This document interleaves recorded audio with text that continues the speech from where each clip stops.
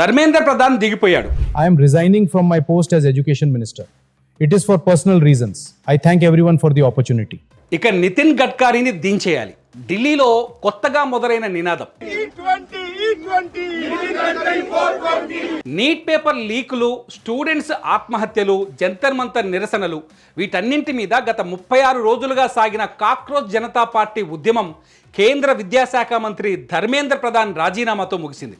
యువత గెలిచింది, నిరసనకారులు ఇళ్లకు తిరిగి వెళ్లారు. కానీ సంబరాలు ముగిసేలోపే సోషల్ మీడియాలో ఒక కొత్త పేరు వైరల్ అవ్వడం మొదలుపెట్టింది. E20 Janata party. కేవలం 2 రోజుల్లోనే వేలాది మంది ఫాలోవర్లు, ఇన్స్టాగ్రామ్లో 1,50,000 మందికి పైగా ఫాలోయింగ్. వీళ్ళ డిమాండ్ ఒకటే, ధర్మేంద్ర ప్రధాన్ పోయాడు, ఇప్పుడు వంతు నితిన్ గడ్కరీది అనే ట్రెండింగ్ లైన్తో కేంద్ర రవాణా శాఖ మంత్రి నితిన్ గడ్కరీ రాజీనామా చేయాలని పిలుపునిస్తున్నారు.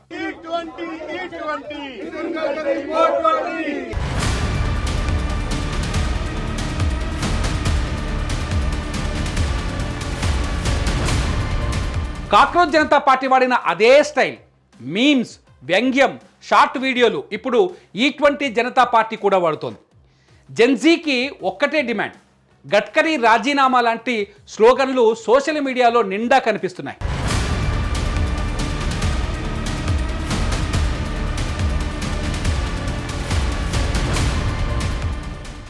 జెన్జీకి ఒకటే డిమాండ్, గడ్కరీ రాజీనామా లాంటి స్లోగన్లు సోషల్ మీడియాలో నిండా కనిపిస్తున్నాయి. కానీ ఒక్క విషయం క్లియర్గా చెప్పాలి, ఇది కాక్రోచ్ జనతా పార్టీ నేరుగా చేస్తున్న ఉద్యమం కాదు.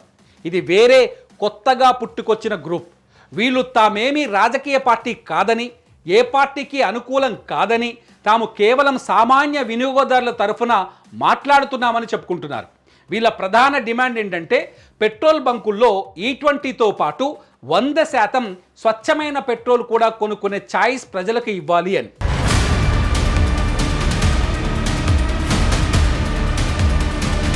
ఏ ఇంధనం కొంటున్నామో బంకుల్లో స్పష్టంగా లేబులింగ్ చేయాలి. అలాగే ఇథనాల్ బ్లెండింగ్ వల్ల కలిగే లాభ నష్టాలపైన ప్రభుత్వం పూర్తి డేటాను బహిరంగంగా విడుదల చేయాలి అని. ఈ క్యాంపెయిన్కు మద్దతుగా Delhi taxi, tourist transports association లాంటి సంఘాలు కూడా వచ్చి చేరాయి. వీళ్ళు ఆగస్టు 4న పార్లమెంట్ వరకు మార్చ్ చేయనున్నట్టు ప్రకటించారు.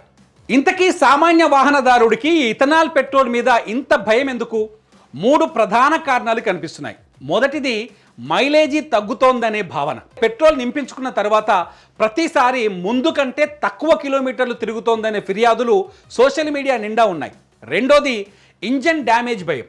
పాత బండ్లలో రబ్బర్ పార్ట్స్, గ్యాస్కెట్లు దెబ్బతింటున్నాయని, రిపేర్ ఖర్చులు పెరిగిపోతున్నాయని వాహనదారులు చెబుతున్నారు. మూడోది, అన్నింటికంటే ఎక్కువగా వినిపిస్తున్న ప్రశ్న, ఇథనాల్ చౌకగా దొరుకుతున్నా పెట్రోల్ ధర ఎందుకు తగ్గడం లేదు అన్నది. ఈ భయాలు కేవలం సామాన్యుల మాటలు మాత్రమే కాదు. దేశంలో ఒక ప్రముఖ సర్వే సంస్థ నిర్వహించిన అభిప్రాయ సేకరణలో దాదాపు 1600 మందిని అడిగితే వచ్చిన ఫలితం అందరినీ ఆశ్చర్యపరిచింది.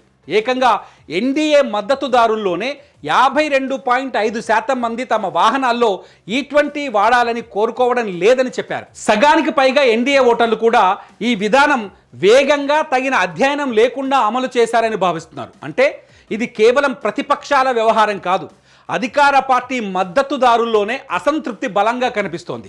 ఈ అసంతృప్తికి ఒక నిజమైన ఉదాహరణ కూడా ఉంది. ఛత్తీస్గఢ్లోని రాయ్పూర్ వినియోగదారుల కోర్టు ఒక మారుతి గ్రాండ్ విటారా కారు యజమానికి అనుకూలంగా ఇటీవలే తీర్పు ఇచ్చింది. E20 వాడిన తర్వాత ఇంజన్ మిస్ఫైరింగ్కు గురైందని కారు యజమాని ఫిర్యాదు చేయగా కమిషన్ అతనికే మద్దతుగా నిలిచి మారుతి సుజుకి డీలర్ను పరిహారం చెల్లించాలని ఆదేశించింది. ఢిల్లీలో ఇవాళ పెద్ద ఎత్తున నిరసనలు జరగలేదు. ఆగస్టు 4న మార్చ్ ఇంకా జరగాల్సి ఉంది. కానీ ముంబైలో ఒక పెద్ద న్యాయపరమైన పరిణామం చోటు చేసుకుంది. బాంబే హైకోర్టు నితిన్ గడ్కరీకి ఒక పెద్ద అనుమతినిచ్చింది.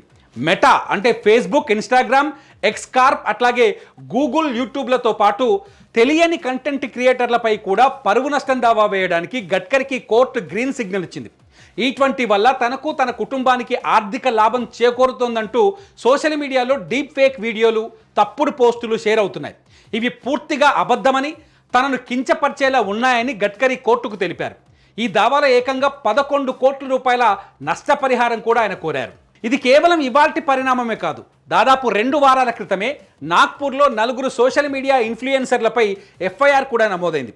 గడ్కరీపై E20 పథకంపై తప్పుడు ప్రచారం చేశారన్న ఆరోపణలతో ఈ కేసులు నమోదయ్యాయి. గడ్కరీ వాదన ఏంటంటే E20 పథకం అసలు తన మంత్రిత్వ శాఖ పరిధిలోకే రాదని, ఇది పెట్రోలియం మంత్రిత్వ శాఖ నిర్వహించే పథకమని, తనను తన కుటుంబాన్ని దీంతో ముడిపెట్టడం పూర్తిగా అబద్ధమని ఆయన స్పష్టం చేశారు. అంతకుముందు సియాం సదస్సులో మాట్లాడుతూ తనపై జరుగుతున్న ప్రచారాన్ని పెయిడ్ క్యాంపెయిన్ అని కూడా ఆయన అభివర్ణించారు. వాహన తయారీ కంపెనీలు మాత్రం కొంచెం జాగ్రత్తగా స్పందిస్తున్నాయి. మొదట్లో కొన్ని కంపెనీలు తమ పాత మోడళ్లను E20కి టెస్ట్ చేయలేదని చెప్పి తర్వాత మాట మార్చి అవి కూడా సురక్షితమేనని ప్రకటించాయి. దీనివల్ల జనంలో మరింత అయోమయం ఏర్పడింది. ప్రభుత్వ గణాంకాల ప్రకారం Indian oil corporation, automotive research association of India అట్లాగే సియాం సంయుక్తంగా నిర్వహించిన క్షేత్రస్థాయి పరీక్షల్లో పెద్ద కాంపబిలిటీ సమస్యలేవి కనిపించలేదు. మైలేజీలో 2 నుంచి 4% స్వల్ప తగ్గుదల మాత్రమే ఉంటుందని, 20,000 కిలోమీటర్లకు పైగా తిరిగిన వాహనాల్లో రబ్బర్ గ్యాస్కెట్లు మార్చాల్సి రావచ్చని